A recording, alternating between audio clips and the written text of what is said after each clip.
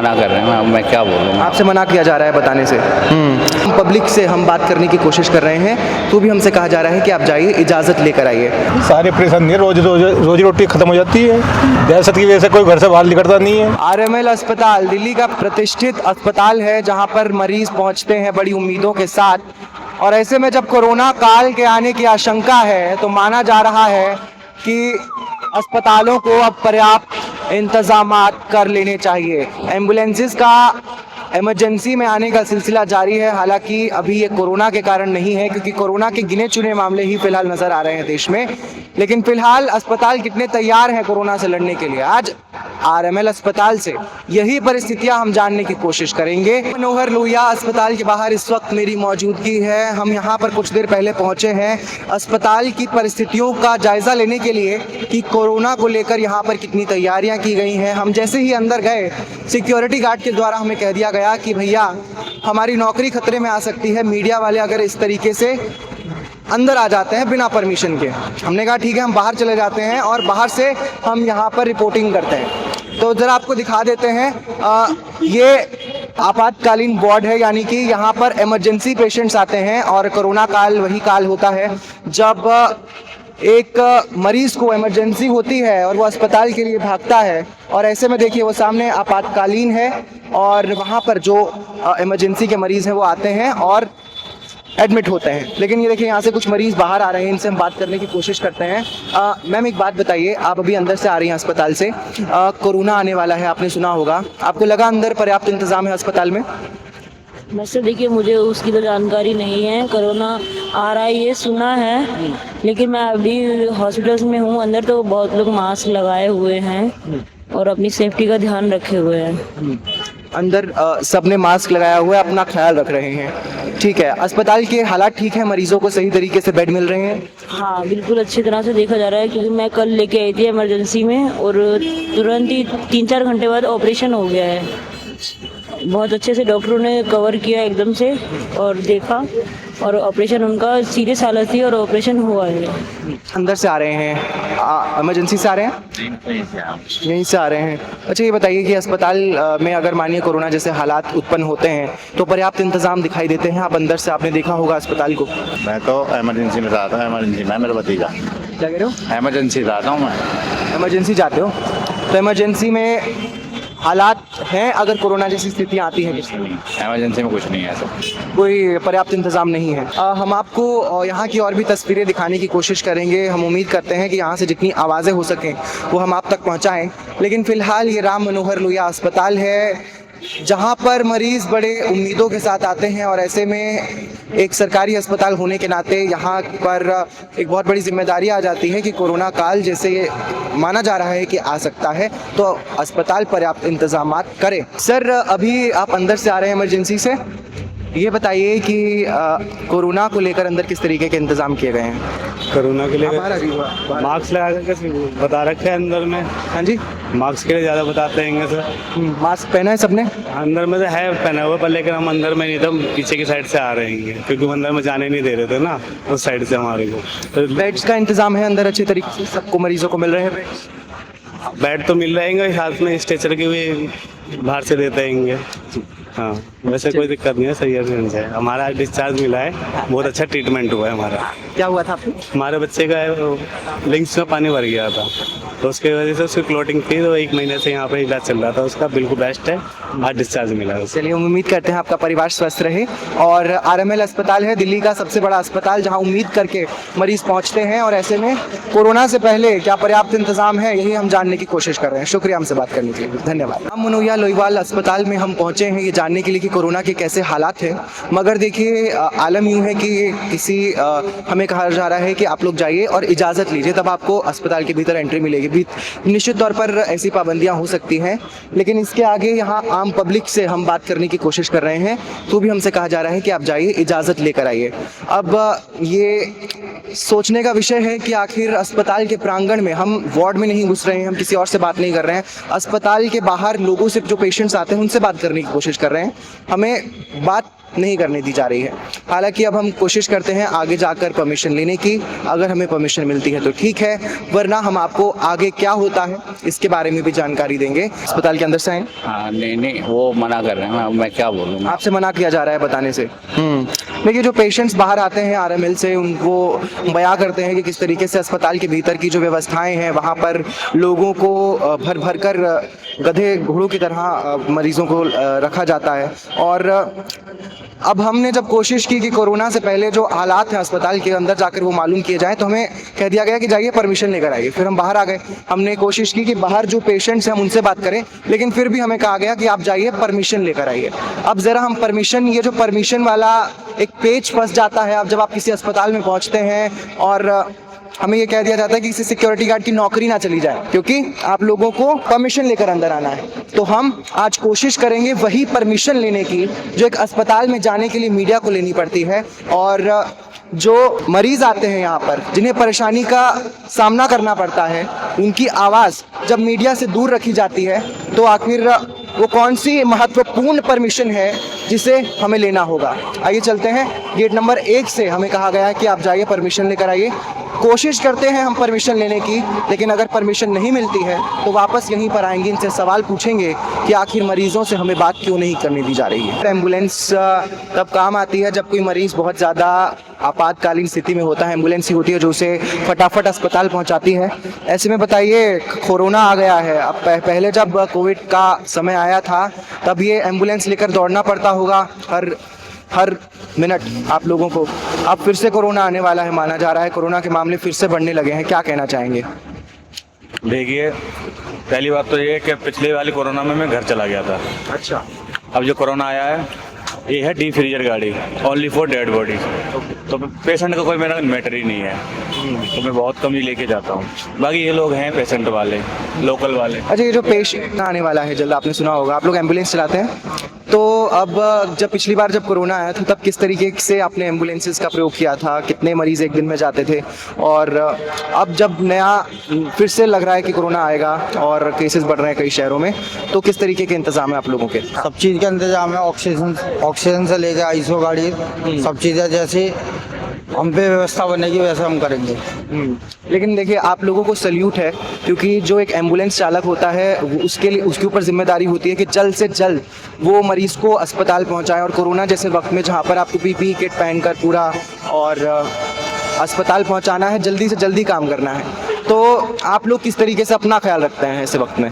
ऐसे वक्त में तो हम अपना दौर नहीं समझते, मगर हमें ये रहता है कि पेशेंट किसी हॉस्पिटल में जाए, वहाँ से पहुँचे और उसे बेड वगैरह मिल जाए।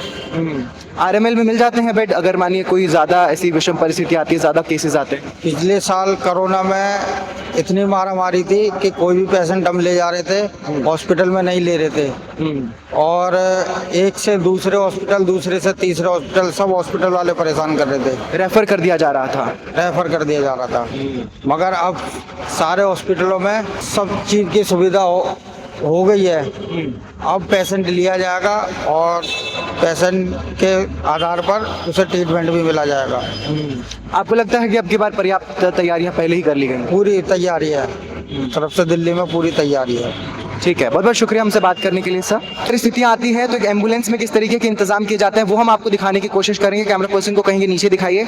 ये एम्बुलेंस में सबसे नीचे ऑक्सीजन सिलेंडर्स रखे जाते हैं। ऊपर आ जाइए, हमारे साथ ये साहब मौजूद हैं, ये बताएंगे थोड़ा सा क्या क्या व्यवस्था एक एम्बुलेंस में मिलती है। बताइए सर कुछ जरा सा।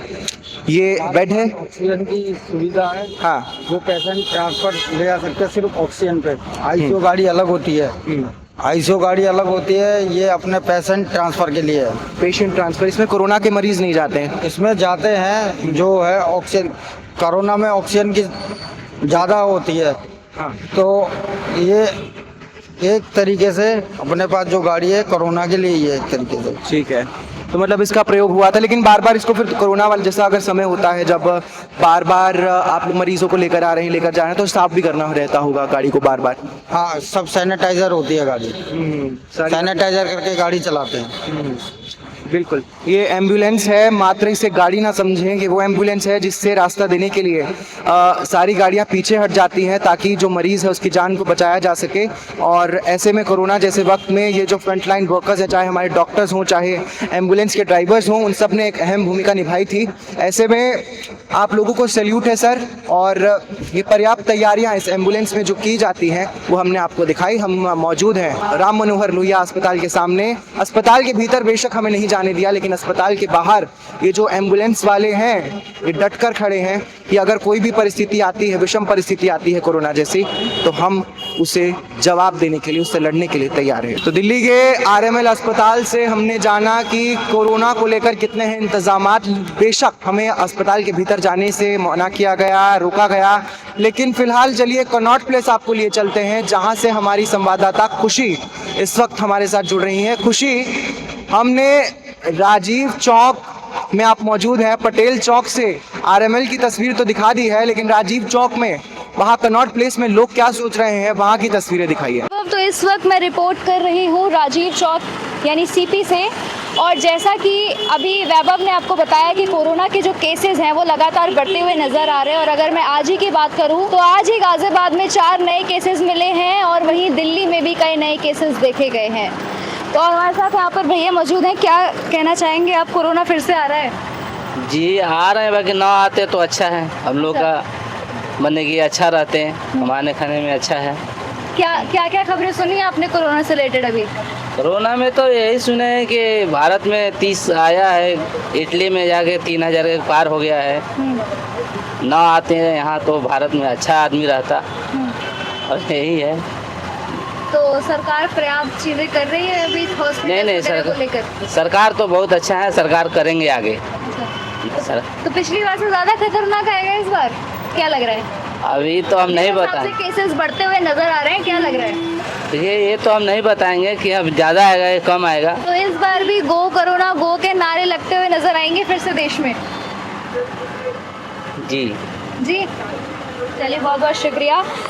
तो कोरोना वापस आ गया और इस वक्त मैं सीपी यानी राजीव चौक में मौजूद हूँ, जहाँ हम लोगों से बात करेंगे, यहाँ पर जानेंगे जैसे जैसे बढ़ते हुए कोरोना के केसेस सामने आ रहे हैं वैसे वैसे लोगों के अंदर डर भी यहाँ पर जो है देखा जा रहा है कि क्या फिर से 2020 जैसा माहौल जो है, 2020 जैसा कोहराम जो है वो कोरोना मचाएगा। क्या होगा क्या नहीं, ये हम आपको आज की स्टोरी में बताते हैं कि लोगों का इसमें क्या मानना है, लोग इसमें क्या सोचते हैं। तो बने रहिए मेरे साथ। क्या कोरोना का कहर फिर पड़ने वाला है? इस पर सरकार फिर से गो कोरोना गो के नारे लगाने वाली है, या इस बार इससे ज़्यादा कुछ तैयारियां हैं जो सरकार ने कर रखी हैं? क्योंकि देखा जा रहा है कि बढ़ते जो केसेस हैं वो लगातार आ रहे हैं गाज़ियाबाद से, दिल्ली से, और यहीं से नहीं बल्कि पूरे देश में बढ़ते हुए केसेस नज़र आ रहे हैं। और यहाँ हमारे साथ भैया मौजूद हैं। क्या नाम है आपका? विनोद कुमार जी। विनोद कुमार जी, क्या लग रहा है कोरोना बढ़ रहा है? क्या खबर है इस चीज़ की? ये सुनने में आ रहा है, ये बढ़ रहा तो है कोरोना, मगर मास्क अलाउ कर दे सरकार, सेफ्टी तो हमारी है, कुछ तो फायदा होगा। चिंता तो है लोगों को, घरों से बाहर नहीं निकल रही है। बिल्कुल। हाँ जी। अगर कोरोना आ जाता फिर क्या मुश्किल आती है? अगर हम एक आम आदमी की बात करते हैं तो सारे परेशानी है, रोजी रोटी खत्म हो जाती है। दहशत की वजह से कोई घर से बाहर निकलता नहीं है, ये तो नाम इतना बुरा है इसका। तो अच्छा, इस बार कहाँ से आ रहा है? पिछली बार तो चाइना से आया था। बॉम्बे से सुना जी मैंने, तो बॉम्बे में सबसे पहले निकल है। हाँ। दिल्ली में आ गया है, अब ये पता नहीं कितने मरीज बढ़ गए, कम है कितने। तो यही है, अगर 5% भी बढ़ता है तो उससे पूरा 100% तक पहुँच जाएगा। हाँ जी, बढ़ना ही है, तो बढ़ना ही है। सरकार से ये कहा हुआ हमारे तो मास्क अलाउ कर दे, तो फायदा नहीं है। सरकार से मास्क अलाउ कर दे? सरकार मास्क अलाउ कर दे? तो पहले करता है इन्होंने मास्क अलाउ। हाँ। ऐसे आपका कर दे, कोरोना तो कम हो जाएगा उससे। तो वो तो आम आदमी खुद खरीद के पहनेगा ना, जब आम आदमी खुद सतर्क रहेगा। लोगों को दहशत तो होनी चाहिए ना। जब तक हमारे अंदर दहशत नहीं होनी सरकार की, तो हम कैसे तो मास्क लगा लेंगे। खुली पब्लिक घूम रही है, अब भी कोरोना के मरीज निकल रहे हैं। तो इस बार सरकार की क्या तैयारियां लग रही है? मैम इतनी तो जानकारी आपको होगा, देखो मुझे तो जानकारी नहीं है। अच्छा। ठीक है जी, थैंक यू। इस बार बढ़ते हुए केसेस को क्या लग रहा है, पहले से ज्यादा खतरनाक होगा इस बार? नहीं, इसके कम बताया इसके बारे में तो। अच्छा। अभी आपने सुना कम है मतलब? हाँ, सुना है। हमारा से एक बार आ गया, फिर से क्या कहना चाहेंगे आप? मुझे तो नहीं आना चाहिए, तो काफी नुकसान हो जाएगा फिर से। क्या नुकसान होगा? सारे काम बंद हो गए थे। जैसे सारे कारोबार बंद हो गए थे, कुछ भी काम नहीं हो रहा था, लोग बाग बड़ी परेशानियां उठा रहे थे, फिर परेशानियां उठानी पड़ेगी लोगों को, अच्छा, तो दिक्कत तो होगी ना। तो कहाँ से आ रहा है ये कोरोना वायरस? आपने न्यूज़ वगैरह देखी? पिछली बार तो चाइना से आ रहा था, अब क्या लग रहा है?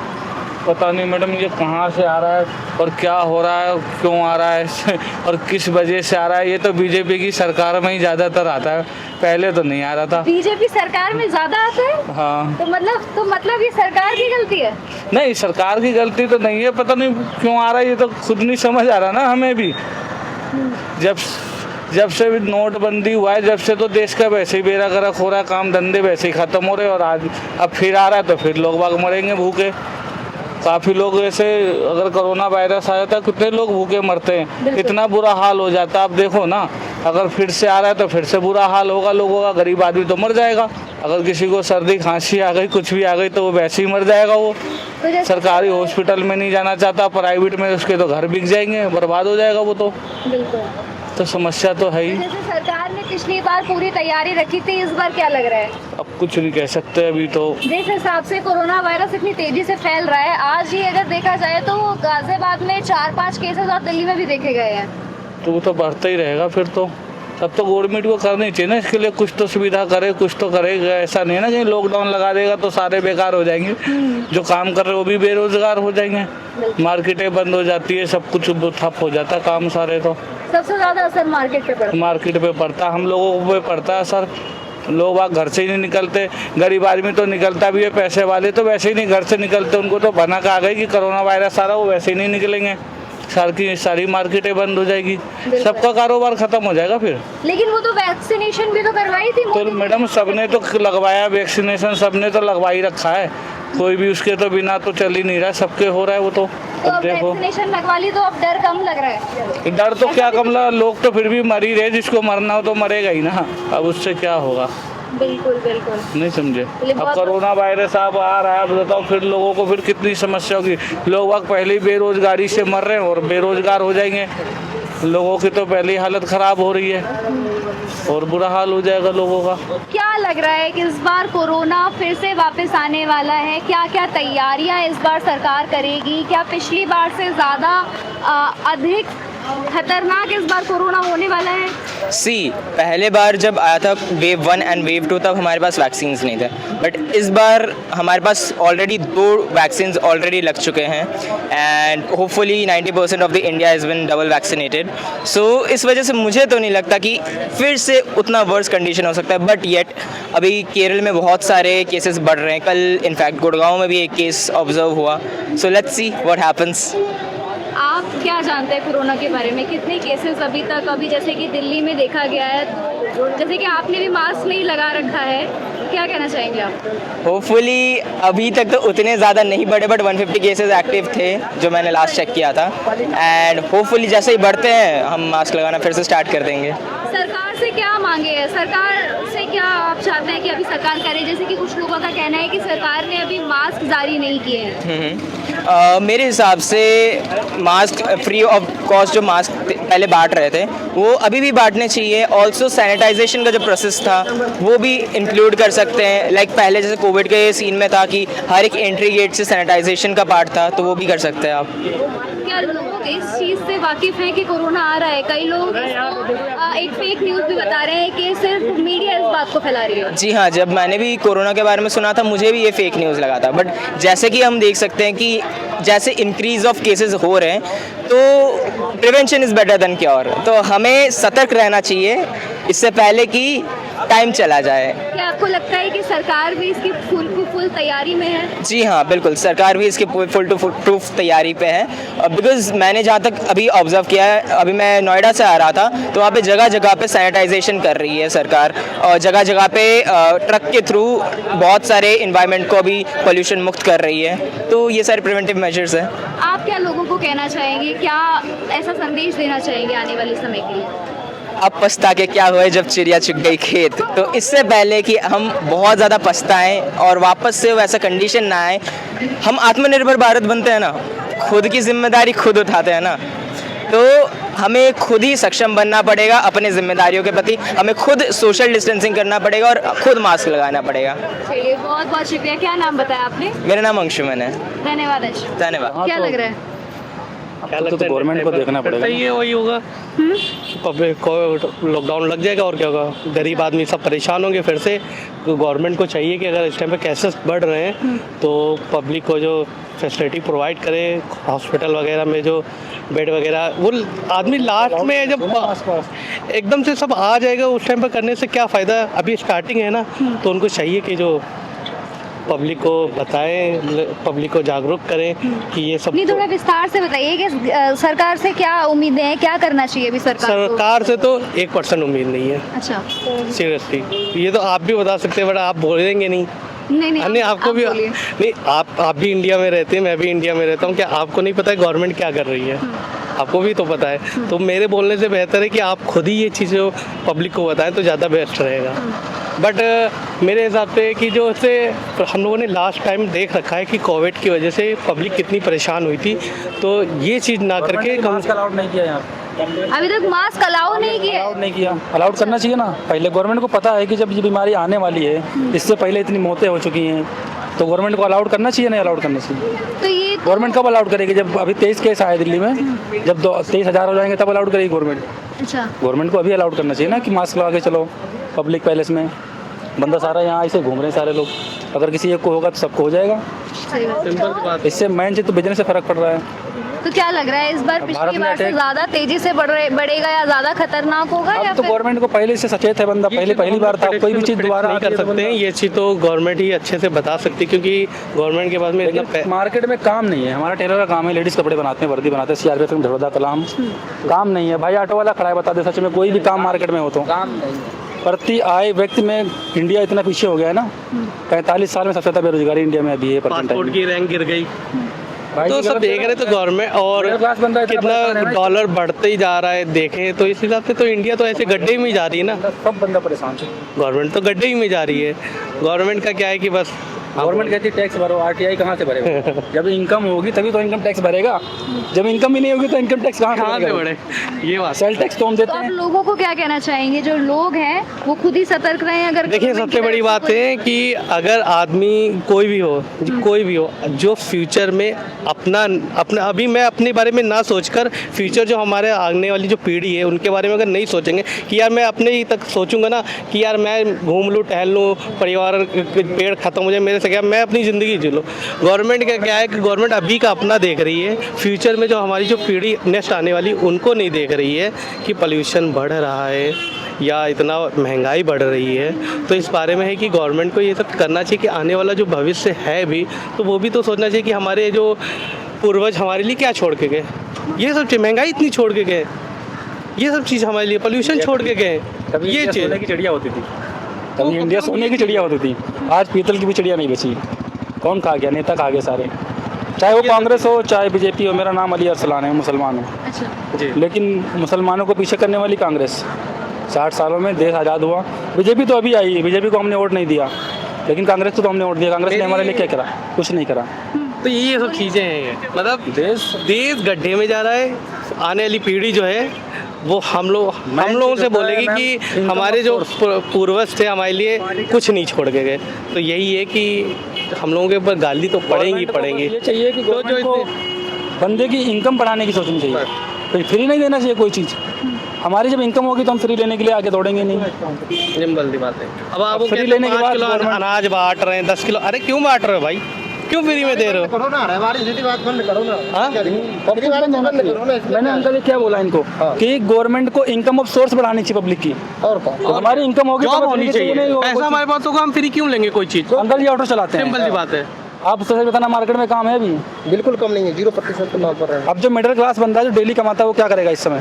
अंकल जी ने तो मास्क लगा रखा है, आप पहले से तैयारी में हैं। और क्या, कोरोना तो पहले से एंट्री कर चुके हैं आपके। और क्या जानते हैं आप कोरोना के बारे में? कैसा माहौल था पहले और अब क्या लग रहा है? फिर से ये गर्मी की वजह से कोरोना का लहर थोड़ा ज़्यादा बढ़ेगा ना गर्मी में। और क्या, अच्छा, और क्या, तो क्या लग रहा है फिर से मार्केट बंद हो जाएगा एकदम सारे? ये तो गवर्नमेंट का काम है, ये हमारे आपकी काम नहीं। गवर्नमेंट को जो रूल होगा वो करेंगे। हम तो आप सोशल डिस्टेंस से रहे, थोड़ा सावधानी से रहे, और क्या सोशल डिस्टेंस से रहना पड़ेगा। और थोड़ा सावधानी से रहें, खान पान का सख्ती रखें और क्या, हर जगह बैठ उठ पर थोड़ा कंट्रोल रखो। और भी कुछ चल रहा है क्या मैम? चलिए बहुत बहुत शुक्रिया। जैसा कि आप लोगों ने देखा, इस वक्त मैं मौजूद थी सीपी में, जहां हमने लोगों से बात करी, ऑटो रिक्शा वाले से बात करी, जो आम आदमी है उनसे बात करी। और देखिए, एक ही चीज़ निकल के आती है कि अगर ये कोरोना फिर से वापस आता है तो मार्केट, लोग जो काम करते हैं वो एकदम ख़त्म हो जाएगा, फिर से भूखमरी जैसी जो सिचुएशन है वो आ जाएगी। लेकिन इसी सब चीज़ों में एक बात जो मैं सबसे आखिरी में कहना चाहूँगी कि एक जो सेल्फ डिफेंस होता है, अगर सरकार ने अभी तक मास्क लागू नहीं करा है जैसे कि लोगों का कहना है, तो हम एज अ सिटीज़न खुद भी अपना ध्यान रख सकते हैं। हम एज अ सिटीज़न खुद भी देख सकते हैं कि हमारे लिए क्या ज़रूरी है, क्या नहीं। तो अपनी सेहत का ध्यान रखें, मास्क हमेशा पहने, मास्क का सबसे ज़्यादा ध्यान रखें क्योंकि कोरोना केसेस बढ़ते हुए नज़र आ रहे हैं। इसके अलावा स्वास्थ्य का ध्यान रखें, इम्यून सिस्टम को बहुत ज़्यादा मजबूत रखें। और आज के लिए बस इतना ही। आगे की ऐसी और स्टोरीज़ के लिए बने रहिए मेरे साथ। मैं खुशी शर्मा, कैमरा पर्सन प्रदीप के साथ।